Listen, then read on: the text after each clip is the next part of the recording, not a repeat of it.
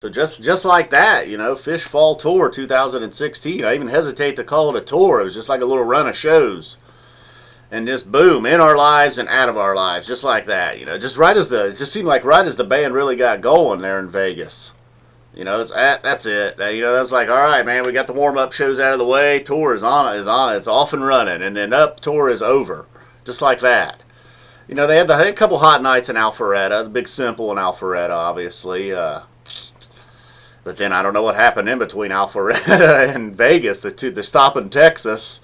And maybe a lot of pressure on Trey returning home to Texas, I suppose. Going all the way back to Charleston, the shows that I attended, I knew I didn't want to go. It just worked out for me, like I said. It was just the most convenient. It's just that's how it worked out with work and place to stay and all that good stuff, visiting some friends down there in Charleston. But being the first two shows of tour, I didn't expect much. Be like, oh, come on, I'm getting to go see Phish here. Gonna be out of town, get to get some nicer weather than I would have back here in town. It's going with everything positive. Got to meet a lot of cool people down there. Never did get around to that, like, the whole, the post-Charleston meeting fans video like I did back this summer. But I don't know, by the time I got home, I couldn't remember. I remembered, a lot of people I do remember meeting. I remember the bro that came up to me with the vape pen and tried to hand me a Nashville ticket. I definitely remember that bro. I don't know if you're hanging in there and you're watching a video like this, but major bummer I couldn't accept that Nashville ticket. Should have somehow, some way did it.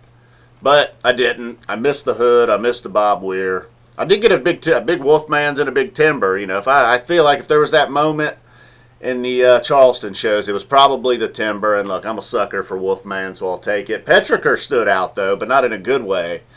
Other than Access Me, that was probably just the most bunk Phish opener I've ever been in the house for. Half the people didn't really know what it was. Maybe a quarter of us knew what it was, and we weren't real stoked. And then, there's about a quarter of the people that were really into it, and we're happy to hear it, and we're fired up. So, just, you stand around and you wait and you wait and you wait, and then they hit the lights, and then the band hits the stage. They can almost play anything, and people are going to love it. Well, not that night. The lights went down, the band hit the stage, everybody stood up and roared, and then we got Petrichor.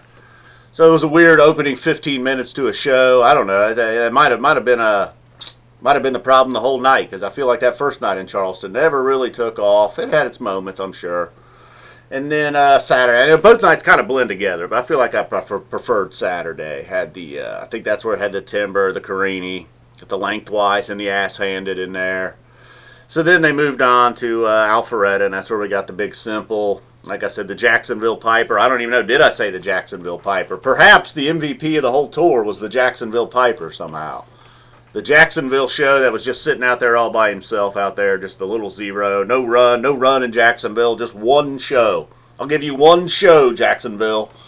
Got a Curtis Lowe encore, and got that big Piper. Maybe that was the goal this tour. Let's make Piper great again. I think they did. I think it was the tour MVP. We got 3 of them, and 2 of them were like 5-star.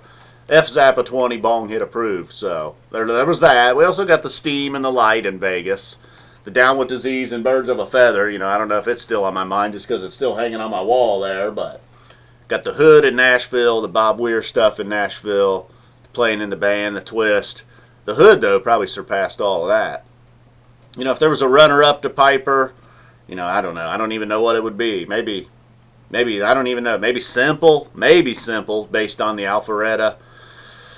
Light, of course, always going to get some votes. Wolfman's Brothers, all American every year. Kind of gets overlooked in the MVP race. It's so good and consistent. Kind of like LeBron James in that way. I don't know if Wolfman's and LeBron James, if that's a fair comparison. But as far as getting overlooked for tour MVP, kind of gets snubbed there. It's being penalized for its consistency. Same thing with Down with Disease. The Vegas Down with Disease, that right there got it a few votes. But we're sticking with Piper. They officially made Piper great again. Now, one video, I tried to say make Piper great again, and I somehow forgot the great. I just said make Piper again. I don't know, man. I don't know what happens to me, guys. Drugs. Weed. Well, it's weed. I don't know. Is weed a drug? I don't know. Shout out to the Sober Tribe while I'm thinking of it. Not one of those nights in Charleston, I was, in spirit, I was with the Sober Tribe. Next night, the guy with the vape pen, right out of the Sober Tribe. Active drug user, right here. Night 2, Charleston. Again, just weed, though, so, really, is it a drug? I don't know. Might have snuck in a beer Saturday as well. I was partying, dude. couple vape hits and a beer. Woo! Maybe that's why that timber was so good. So I don't know, man. That's pretty much wrapped up the tour. It was just so quick, man. Just came and went like that, kind of like the David Bowie set. Boom, just came and went, just like that. So, you know, all right. MSG will be here before we know it. Then Mexico, and who knows what's after that. It might be a while for this guy right here too, man. I got things planned already for next year that do not include Phish. So if they do another summer tour like this, where, you know, it's kind of outside the Midwest, 2 or 3 nights in bigger cities outside the Midwest, you know, maybe they'll do 2 or 3 nights in Cincinnati. That'd be nice. 3 nights at Deer Creek.